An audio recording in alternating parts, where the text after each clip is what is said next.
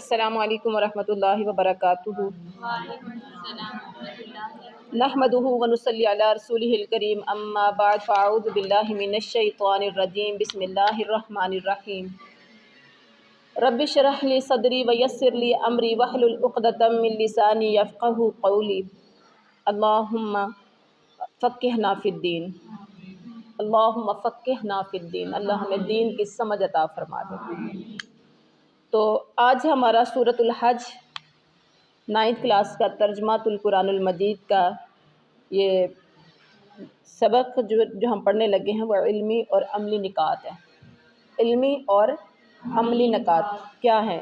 آپ نے سورۃ الحج کا خلاصہ پڑھا، تعارف پڑھا اور سورۃ الحج کے مضامین پڑھے، اور آج آپ پڑھیں گے سورۃ الحج کے علمی اور عملی نکات۔ اگر آپ دیکھیں ایک آیت سورۃ الحج کی پہلی آیت سے سٹارٹ کرنا شروع کر دیں، پڑھنا شروع کریں تو آپ کو بہت سے ہر آیت کے اندر نکات مل جائیں گے۔ کوئی ایسی آیت نہیں ہوگی جس میں اور جب آپ غور سے پڑھیں گے تو آپ رجسٹر بڑھ دیں گے، اتنے نکات آپ کو مل جائیں گے، علمی بھی اور عملی بھی۔ تو بہت مختصر سے ہیں جو کہ آپ کے سامنے رکھے جائیں گے انشاءاللہ۔ سورۃ الحج کا جب ہم مطالعہ کریں گے تو اس کے اندر سے جو ہمیں نکات معلوم ہوں گے، ایک تو یہ ہے، نمبر 1 کہ قیامت کا دن، سب سے پہلی آیت کون سی ہے کہ کیا آپ نے کیا ہے، قیامت قریب آ گئی۔ اس کا آیت نمبر کدھر گیا؟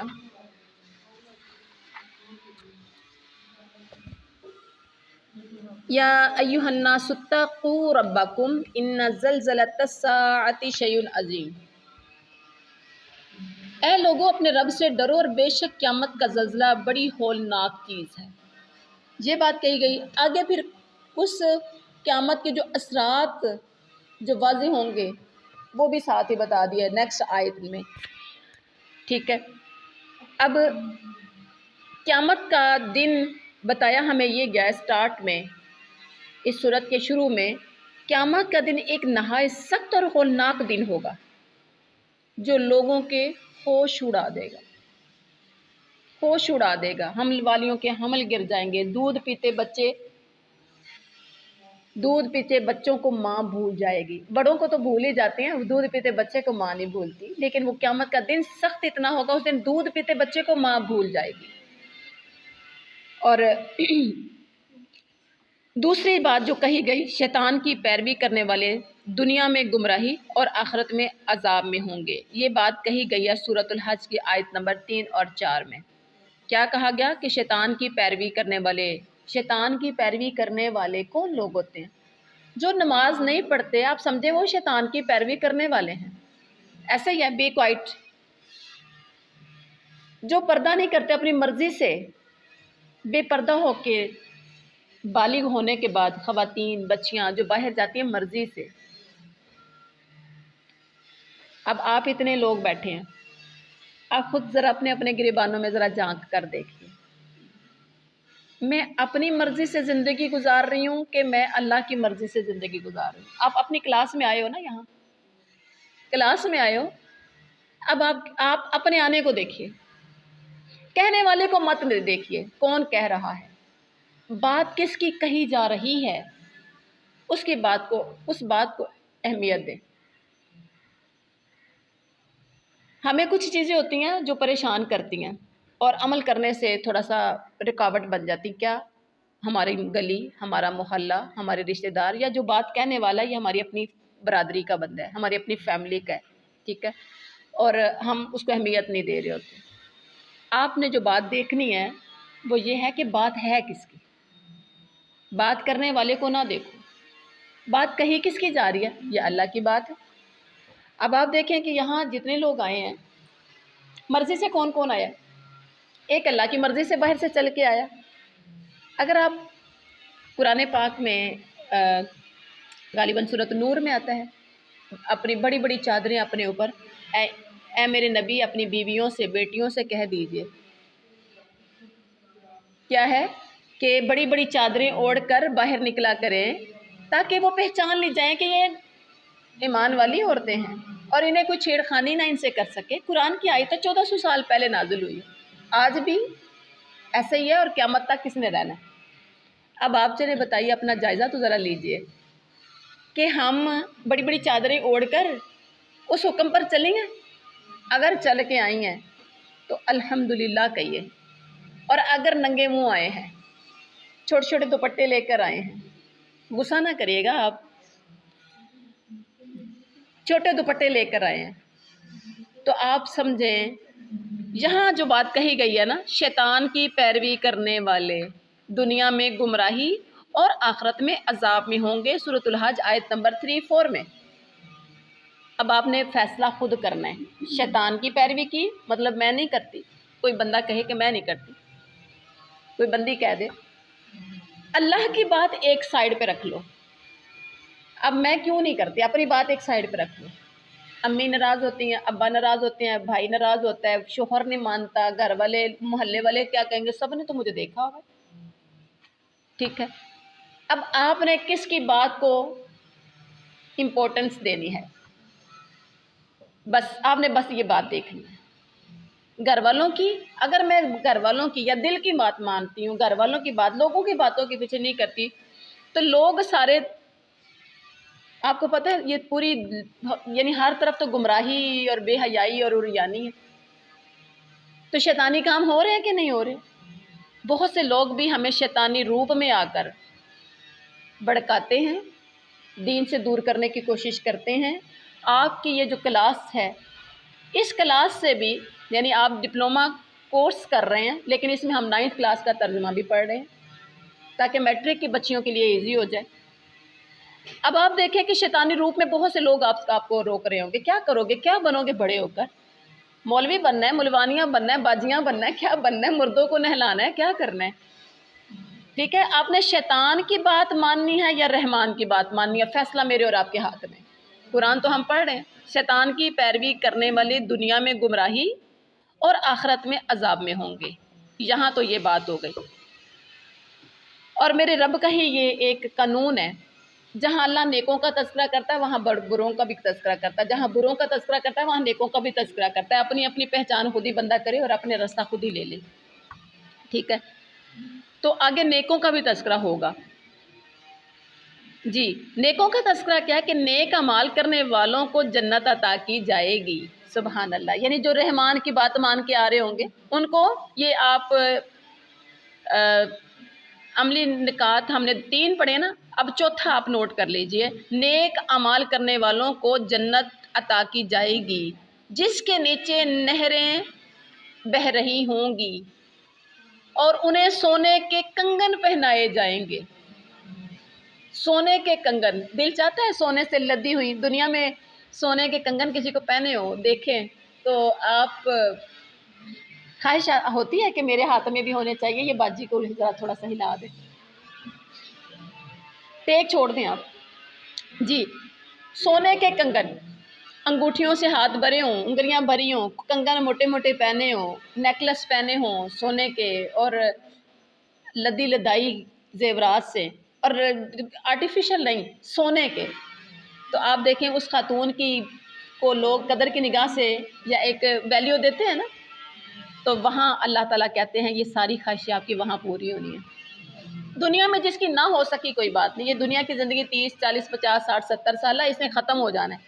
اس کے بعد جو زندگی شروع ہونی ہے وہ نہ ختم ہونے والی زندگی ہے، اس نے تو کبھی ختم نہیں ہونا۔ وہاں جو یہاں تو ہمارے کنگن پہنتے بک بھی جاتے ہیں، حالات خراب ہو گئے تو سیل کر دیے، چرا بھی لیتے ہیں لوگ، گم بھی ہو جاتے ہیں، وہاں نہ گم ہونے ہیں، نہ کسی نے چرانے ہیں، نہ کوئی پریشانی ہوگی، بس آپ نے جو پہننے ہیں وہ پہن کے رکھنے ہیں، اور پھر بدل بھی سکتے ہیں، آپ کی خواہش کے مطابق آپ کے ساتھ ہوگا۔ آپ روز بدلنا چاہیں، دن میں کئی بار بدلنا چاہیں، اللہ وہ آپ کو بدل دے گا۔ آپ خواہش کریں گے، قرآن پاک میں ایک جگہ پر آتا ہے کہ وَلَكُمْ فِيهَا مَا تَشْتَهِي وَلَكُمْ فِيهَا مَا تَدَّعُونَ، تمہارے لیے ہر وہ کچھ ہے جو تم چاہو گے، ہر تمہاری خواہش پوری ہوگی وہاں پر۔ میری بیٹی چھوٹی تھی تو مجھے کہا کرتی تھی ماما وہاں مجھے فیڈر ملے گا، پھر 4 سال کی تھی جب اس کا فیڈر چھڑایا تو کہتی ماما فیڈر بھی ہوں گے، پھر میں تو اپنی پسند کے فیڈر لیا کروں گی۔ اب دیکھیں نا بچوں کی جیسی خواہش، بچوں کی کیا چاہتے ہوتی ہیں، اور آپ تھوڑے سے بڑے ہو گئے ہیں، ٹین ایج میں زیادہ تر لوگ ہیں یا کچھ یہ آنٹیاں ہیں، ٹھیک ہے، تو آپ کی خواہشات بھی تھوڑی سی ویسی ہوں گی، اور وہاں پر شیطان کی پیروی کرنے والے، نمبر 2 میں جو دیکھا، شیطان کی پیروی کرنے والے دنیا میں گمراہی اور آخرت میں عذاب میں ہوں گے، سورۃ الحج کی آیت نمبر 3-4 میں۔ اور اللہ تعالیٰ نے تذکرہ کن کا کیا؟ نیک بندوں کا، کہ نیک اعمال کرنے والے جنت والوں کو جنت عطا کی جائے گی جس کے نیچے نہریں بہہ رہی ہوں گی۔ کتنا خوبصورت منظر ہوگا، رہنے کی جگہ بھی عالی شان ہوگی، مطلب یہ ہے کہ رہنے کی جگہ بھی عالی شان، کپڑے لتا اچھا نہیں ہوگا، رہنے کی پہلے تو رہنا ہے جہاں پر وہ آپ کا سب کچھ ٹھیک ٹھاک ہونا چاہیے، گھر اچھا ہونا چاہیے، اس کے بعد پھر سونے کے کنگن اور موتی پہنائے جائیں گے، ان کے لیے ریشم کا لباس ہوگا۔ پیچھے رہ کیا گیا؟ کیا رہ گیا؟ گھر بھی عالی شان اور زیورات سے بھی لد گئے، اور جو ویو آپ کا گھر کا پیش ہو رہا ہے، نہریں نیچے بہہ رہی ہوں گی، کتنا خوبصورت ویو ہوگا، اور پھر ریشم کا لباس ہوگا۔ اب کئی جگہوں پر کھانے پینے کا بھی تذکرہ ہوگا کہ کیا کیا تم، اور میں نے ایک ہی آیت بتا کے ختم کر دیا کہ ہر وہ کچھ ہوگا، وَلَكُمْ فِيهَا مَا تَشْتَهِي وَلَكُمْ فِيهَا مَا تَدَّعُونَ، ہر وہ چیز ملے گی جو تم خواہش کرو گے، قرآن کہتا ہے جی۔ اور اس کے بعد ہے نمبر 4، دیکھیے شرک کے لیے کوئی دلیل نہیں ہے، سورۃ الحج کی آیت نمبر 8، 9 and 17 میں، ان تینوں آیات میں کیا کہا گیا ہے کہ شرک کے لیے مشرکوں کے پاس کوئی دلیل نہیں ہے، بے دلیل شرک کرتے ہیں، بے دلیل اللہ کے ساتھ دوسروں کو پکارتے ہیں، بے دلیل اللہ کے ساتھ دوسروں کو رکھتے ہیں، شرک کی کوئی دلیل ہے ہی نہیں، کس بنا پر ہم ایسا کرتے ہیں ان کے پاس کوئی دلیل نہیں۔ اس کے بعد نکات میں سے ایک اہم یعنی نقطہ یہ بھی ہے کہ منافقین اللہ تعالیٰ کی عبادت کنارے کنارے رہ کر کرتے ہیں، کنارے کنارے، اور دنیا کے فائدے پر خوش ہوتے ہیں اور نقصان پر دین سے دور ہو جاتے ہیں، یعنی ایک سائیڈ پہ ہو کے عبادت کرتے ہیں، فائدہ مل گیا تو ادھر، نقصان ہوا تو پیچھے، نہ ادھر کے رہے نہ ادھر کے رہے۔ اور کہیں کہا اللہ تعالیٰ نے منافقین کا تذکرہ مذبذبین، وہ کیا کہتے ہیں، ڈگمگاتے رہتے ہیں، ہلتے رہتے ہیں، مطلب جیسے ایک بندہ 2 کشتیوں میں پاؤں رکھ لے، ایک ادھر اور ایک ادھر، ٹھیک ہے، ایک بندہ 2 کشتیوں میں سوار ہو جائے، ہو سکتا ہے 2 کشتیوں میں سوار ہو سکتا ہے، 2 کشتیاں ساتھ ملا لی جائیں، ایک پاؤں ادھر رکھ لیا ایک ادھر رکھ لیا، اب کیا ہوگا؟ چلتے ہوئے ہلے گی، چلتے ہوئے کشتیاں ہلیں گی، کوئی ادھر نہ، اب کیا ہوگا؟ آخر اس کا انجام کیا ہوگا؟ ہاں آنٹی والی بات سے یہ بھی چکار ڈگے گا، ٹھیک ہے، اس نے اندر گرنا ہے، نہ ادھر کا نہ ادھر کا، نہ اس کشتی میں سوار ہو سکا کامیاب ہو سکا، نہ ادھر، ایک میں بیٹھتا تو کامیاب ہو سکتا تھا۔ منافقین ایسے ہی ہیں، کافر پکے ٹکے ہوتے ہیں، دل بھی انکاری زبان بھی انکاری، اور مسلمان پکے ٹھکے ہوتے ہیں، مومنین مسلمان جو دل سے بھی اقرار زبان سے بھی اقرار، اور منافقین سینٹر میں رہتے ہیں، نہ ادھر نہ ادھر، نہ صحیح کافر نہ صحیح مسلم، یعنی ان کا ہوتا یوں ہے کہ زبان سے اقرار، زبان سے کلمہ پڑھ لیا اور دل سے انکار کر دیا، دل سے مان نہیں رہے ہوتے، اور ان کا ٹھکانہ سب سے بدترین ٹھکانہ، ان المنافقین فی الدرک الاسفل من النار، منافقین جہنم کے سب سے نچلے گڑھے میں جائیں گے جی۔ تو اس کے بعد ہے ساری کائنات اللہ تعالیٰ کے حضور سجدہ ریز ہے۔ اچھا یہ جو ہم نے منافقین کا کیا نا، سورۃ الحج آیت نمبر 11 منافقین کا تذکرہ ہے، اور سورۃ الحج آیت نمبر 18 میں جو تذکرہ ہے، ساری کائنات اللہ کے حضور سجدہ ریز ہے، ہر چیز اللہ کو سجدہ کرتی ہے، سبحان اللہ، درخت، حجر، شجر، آپ کے گھر، کبھی سایوں کو دیکھا ہے آپ نے؟ میرا اور آپ کا سایہ، درختوں کا سایہ، گھروں کا سایہ، اصل میں یہ ساری چیزیں اللہ کو سجدہ کرتی ہیں، لیکن بندہ نہیں سمجھتا۔ نیک اس کے بعد ہے کہ قربانی کرنا، نماز قائم کرنا، انفاق فی سبیل اللہ، اللہ کے راستے میں خرچ کرنا، صبر کرنا، قناعت اختیار کرنا، اور شکر ادا کرنا نیکی کے کام ہیں۔ یہ آپ کا ہے علمی اور عملی نکات میں سے نمبر 7، سورۃ الحج کی آیت نمبر 35 and 36 میں یہ کہا گیا ہے۔ اس کے بعد ہے نکات نمبر 8، اللہ تعالیٰ خیانت کرنے والوں کو پسند نہیں کرتا۔ خیانت، اب یہ باتیں اتنی ہم نے پڑھ لی ہیں نا، باتیں چھوٹی ہیں، بہت گہرے میننگ رکھتی ہیں یہ۔ خیانت کرنے والوں کو پسند، خیانت ہم کیا کہتے ہیں، پیسے کسی نے رکھوائے، کسی نے امانت رکھوائی تو اس کے اندر سے خیانت ہے، یہ خیانت نہیں ہے۔ مال کے اندر سے خیانت ہے، آپ کے پاس کوئی امانت دی گئی ہے اس کے اندر سے ادھر ادھر ہیر پھیر مار لیں، وہ خیانت ہے۔ کسی کی کوئی چیز پڑی ہوئی ہے، وہ آپ کے گھر میں پڑی ہوئی ہے، آپ اس کے اندر سے نکال لیتے تو خیانت ہے۔ اور خیانت باتوں کی بھی خیانت ہوتی ہے، جس سے مشورہ لیا جاتا ہے نا وہ امانت دار ہے، حدیث ہے۔ اب ہم کئی باتیں، راز کی باتیں ایک دوسرے کے ساتھ بات کر لیتے ہیں، ہوتا ہے کسی نے اپنا دل ہلکا کرنا ہے، کسی کو کوئی پریشانی ہے اس کے ساتھ، وہ کسی کے ساتھ شیئر کیے بغیر شاید حال نہ نکلے، ٹھیک ہے، اپنا بوجھ کچھ ہلکا کرنے کے لیے، اور پھر کیا کرتے ہیں، سن کے آگے آگے اس کو کرنا شروع کر دیتے ہیں۔ یا کوئی کام کرنا چاہ رہا ہے اور وہ کسی سے مشورہ مانگتا ہے اور وہ ایمانداری کے ساتھ مشورہ دے۔ کچھ لوگ ہوتے ہیں کہ صحیح مشورہ نہیں دیتے، مقصد کوئی کسی کو کہ اس کو نقصان ہو، اس کو فائدہ نہ ہو، اندر سے وہ دل میں بات یہ ہوتی ہے اور مشورہ اس کو دے دیا جس سے اس کا نقصان ہو سکتا ہے، تو یہ بھی خیانت ہے، یہ بھی۔ اگر اتنا حوصلہ نہیں ہے دل میں، اندر اتنی کیپیسٹی نہیں ہے، تو پھر آپ صاف انکار کر دیں کہ مجھے نہیں پتا، لیکن کسی کا نقصان مت کریے، کسی کو غلط مشورہ مت دیجیے۔ مومن تو ویسے بھی ایک دوسرے کا خیر ہے، مومن کبھی کسی کو غلط مشورہ نہیں دے گا۔ جی آگے ہے کثرت سے اللہ کا ذکر کرنا، آیت نمبر 40 میں آپ نے جو پڑھا یا پڑھیں گے، کثرت سے ذکر کرنا اللہ کا، تو اللہ تعالیٰ کی مدد کی یہ حصول کا ذریعہ ہے۔ جب آپ زیادہ سے زیادہ اللہ کو یاد کریں گے، اللہ کا ذکر کریں گے، اٹھتے بیٹھتے اللہ کو یاد کرتے رہیں گے، کبھی قرآن کی تلاوت کبھی دعا مانگ رہے ہیں، کبھی اذکار کر رہے ہیں، تو یہ کیا ہوگا، اللہ کی مدد کے حصول کا ذریعہ ہے، آپ کو اللہ کی مدد مل سکتی ہے۔ سبحان اللہ، اللہ تعالیٰ ان کی مدد فرماتا ہے جو اللہ کے دین کی مدد کرتے ہیں۔ سورۃ الحج کی آیت نمبر 46 میں ہم پڑھیں گے، اللہ ان کی مدد کرتا ہے جو اللہ کے دین کی مدد کرتے ہیں۔ اب آپ نے غور کرنا، ہم اللہ کے دین کی مدد کتنی کرتے ہیں، ہم کتنی مدد کرتے ہیں؟ ہاں، بہت سے کاموں میں ہم اللہ کے دین کی مدد کر سکتے ہیں، بہت سے دین سے کاموں میں کر سکتے ہیں۔ اس کے بعد علمی اور عملی نکات میں سے کہ نمبر 11، ایمان لانے والوں اور نیک اعمال کرنے والوں کے لیے پیچھے کا کیا کہا تھا، جنت، نہریں، سونے کے کنگن اور موتی اور ریشم کا لباس، اتنی چیزیں اللہ نے دی، کافی نہیں تھی؟ کافی نہیں تھی؟ کافی تھی نا۔ اب لاسٹ پہ کیا کہا کہ نیک ایمان لانے اور نیک اعمال کرنے والوں کے لیے مغفرت، ان کے سارے گناہوں پہ معافی کا کلم، سبحان اللہ، اور پھر عزت کا رزق، عزت کی روزی۔ اب آپ دیکھیں یہ سورۃ الحج کی آیت نمبر 50 میں کہا گیا عزت کی روزی، یعنی ان کی مغفرت بھی اور عزت کی روزی بھی۔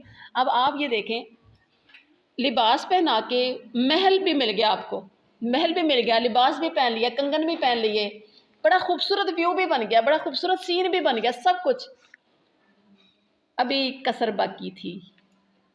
ہمیں اور آپ تو خوش ہو گئے، بڑا کچھ اللہ نے دے دیا، لیکن ابھی کسر باقی تھی۔ 70 ماؤں سے نہیں، 23 گنا زیادہ ماؤں سے اللہ زیادہ پیار کرتا ہے بندے سے۔